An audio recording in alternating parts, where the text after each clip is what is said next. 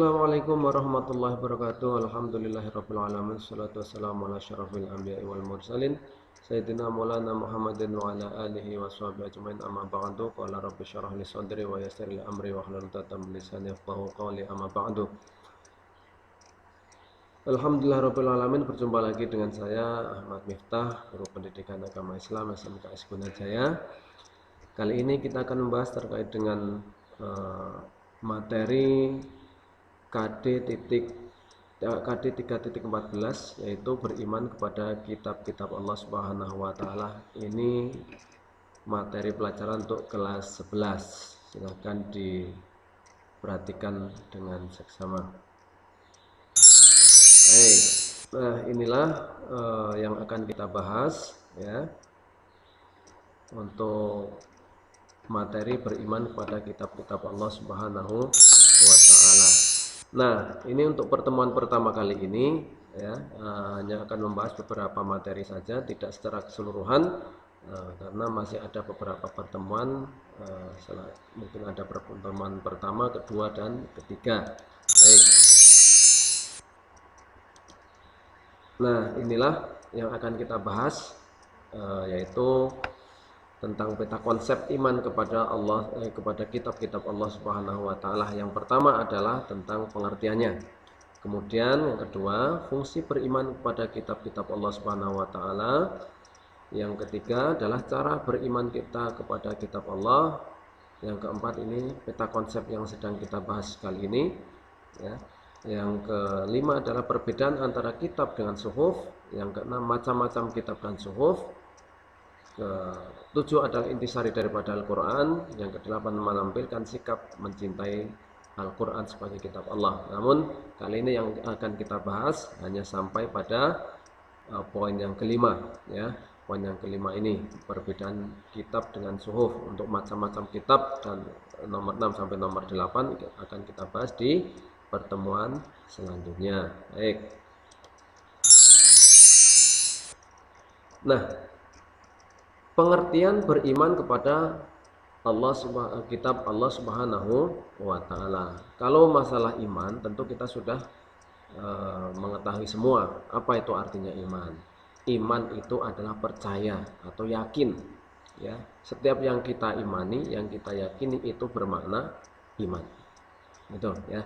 Maka pengertian secara keseluruhan artinya yaitu mempercayai dan meyakini dengan sepenuh hati bahwa Allah Subhanahu wa taala telah menurunkan kitab-kitabnya kepada rasulnya yang berisi wahyu untuk disampaikan dan diajarkan kepada umatnya. Nah, itu. Jadi kita percaya bahwasanya Allah menurunkan kitab-kitab ya, Allah Subhanahu wa taala ya, kitab samawi dalam hal ini yang diturunkan oleh Allah Subhanahu wa taala dari langit ya, kepada para nabi dan rasul untuk disampaikan kepada umatnya. Kita percaya adanya kitab-kitab tersebut ya, dan kewajiban kita adalah mempercayainya saja, tidak boleh mengingkari ya. Itu yang namanya beriman kepada kitab-kitab Allah Subhanahu wa taala ya. Untuk selanjutnya, apa sih fungsi beriman kepada kitab Allah Subhanahu wa taala?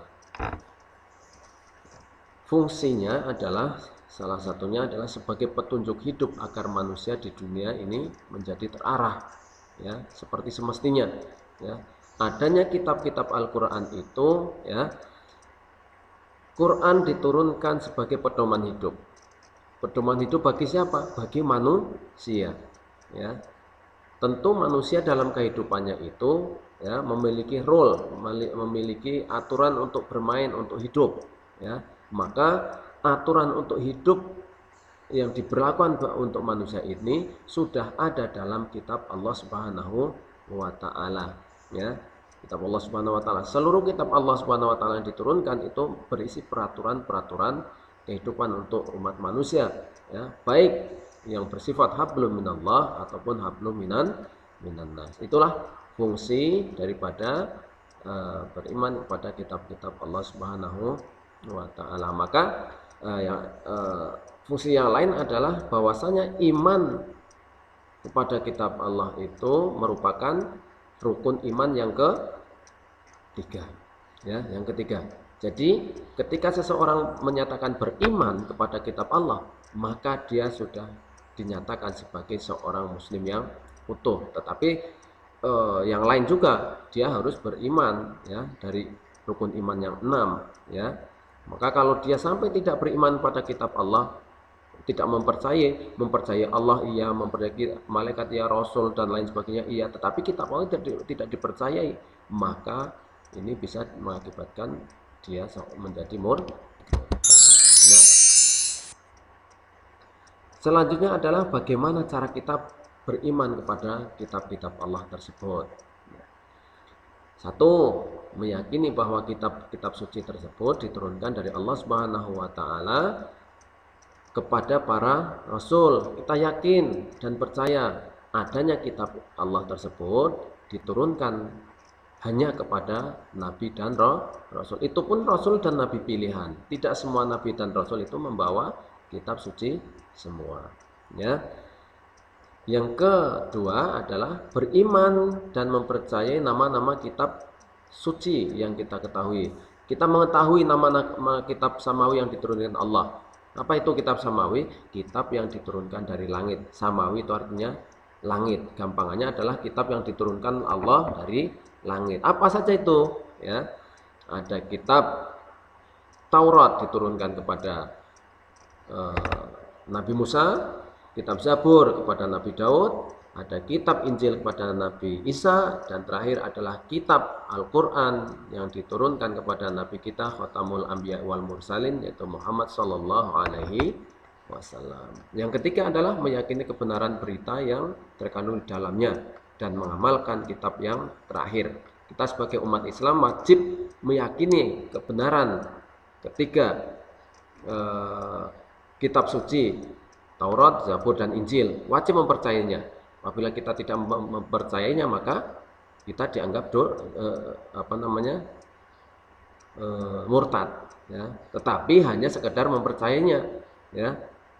Yang kita laksanakan dan amalkan adalah kitab terakhir, yaitu kitab kita, yaitu Al-Quran yang diturunkan kepada Nabi Muhammad SAW. Dan yang keempat adalah mengimani hukum-hukum yang ada di dalamnya, mengimani juga mengamalkan hukum yang ada di dalamnya, khususnya yang ada dalam kitab Al-Quran. Kita wajib mengamalkannya, ya. Itu.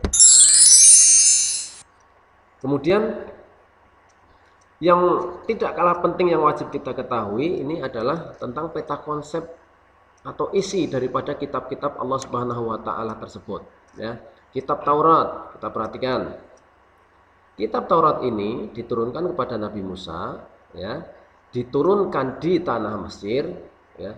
Diperuntukkan bagi Bani Israel, ya, keturunan daripada Israel, ya. Berisi 8 larangan dan 2 perintah. Nah, ini 8 larangan dan 2 perintah ini nanti akan dijabarkan nanti pada pertemuan berikutnya. Yang kita bahas sekarang adalah globalnya dulu, ya. Selanjutnya adalah kitab Zabur, ya. Zabur diturunkan kepada Nabi Daud, turun di daerah Darussalam, diperuntukkan untuk Bani Israel, berisi tentang pujian kepada Allah, zikir, doa, nasihat, dan ada hikmah. Kemudian yang ketiga adalah Injil. Injil kepada siapa? Nabi Isa. Kepada siapa diturunkan? Kepada Bani Israel. Turun di daerah Yerusalem, berisi tentang tuntunan hidup, zuhud, dan isinya adalah kitab-kitab dari kitab sebelumnya. Nah, yang terakhir, ya, kitab yang terakhir dan tidak ada kitab lagi nanti yang diturunkan oleh Allah Subhanahu wa taala adalah Al-Qur'an, ya. Diturunkan pada siapa? Nabi kita Muhammad sallallahu alaihi wasallam. Nah, turunnya di mana? Di kota Mekah, ya.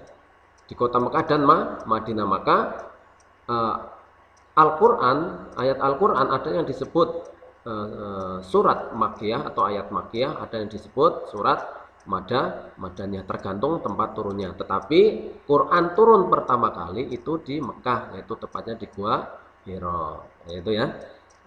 di Gua Hira, yaitu surat Iqra, ya. Iqra bismi rabbikal ladzi khalaq, khalaqal insana min 'alaq, Iqra wa rabbukal akram, alladzi 'allama bil qalam, 'allamal insana ma lam ya'lam. Ya. Bagi siapa ini Quran diturunkan?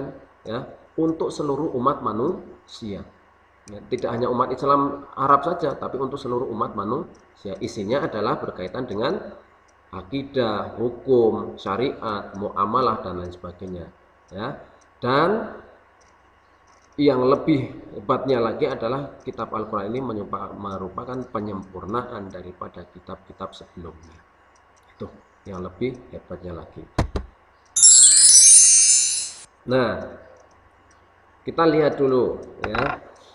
Setelah kita mengetahui isi-isi secara global daripada kitab-kitab Al-Quran, Injil, Zabur dan Taurat, ya, kita juga harus mengetahui ya adanya kitab, ya, tapi juga selain kitab itu ada yang namanya suhuf, ya. Kalau kitab itu jelas, kitab itu berisi firman-firman Allah, ya, yang sudah dituangkan dalam bentuk sebuah buku, sudah dikumpulkan, ya. Tetapi kalau suhuf ini, ya, suhuf ini masih berupa lembaran-lembaran firman Allah yang tidak dibukukan, hanya ada di lembaran-lembaran yang tidak terkumpul. Lantas kita lihat apa perbedaannya, ya. Kitab itu diturunkan kepada Nabi Musa, Daud, Isa dan Muhammad, hanya 4 nabi saja, ya. Kalau suhuf ini ada Musa, ada Ibrahim, ada Nabi Syed juga ada, tidak dituliskan di sini. Kitab itu isinya lebih lengkap, sementara suhuf itu hanya sebagian hukum saja, ya, sebagiannya saja. Bagian yang lain banyak yang tidak tercantum karena ini bersifat kondisional, ya. Ada suatu masalah itu turun, ya, seperti itu. Kemudian bentuk dari kitab ini sudah dibukukan, sudah menjadi sebuah bentuk buku, kitab, ya, seperti halnya Al-Quran. Suhuf ini masih berbentuk lembaran-lembaran yang terpisah, ada di daun, ada di mungkin kain, ada di kulit kayu, mungkin ada di tulang dan lain sebagainya. Itu. Kemudian kitab ini, ya, biasanya berlaku lebih lama, waktunya lebih lama. Ya, Al-Quran contohnya. Ya, Al-Quran begitu diturunkan kepada Nabi Muhammad SAW, Quran merupakan kitab terakhir, ya, berlaku untuk semua umat manusia, berlaku juga untuk sepanjang zaman. Nah, sementara suhuf ini adalah sifatnya hanya sementara, ya, hanya berlaku untuk beberapa saat saja dan untuk untuk golongan itu saja, ya. Inilah perbedaan antara kitab dan suhuf, ya. Mungkin itu saja untuk pertemuan pertama kali ini, ya, terkait dengan iman kepada kitab Allah Subhanahu wa taala. Ya, nanti untuk pertemuan selanjutnya kita akan bahas yang lebih daripada itu, lebih dalam lagi terkait dengan keimanan kepada Allah, kitab Allah Subhanahu wa taala. Oke. Nah, itu saja, mudah-mudahan bermanfaat untuk kita semua. Tetap sehat, jaga kondisi, tetap di rumah dan pakai masker untuk setiap kali berkegiatan. Bapak akhiri, apabila ada salah dan hilaf mohon dimaafkan. Assalamualaikum warahmatullahi wabarakatuh.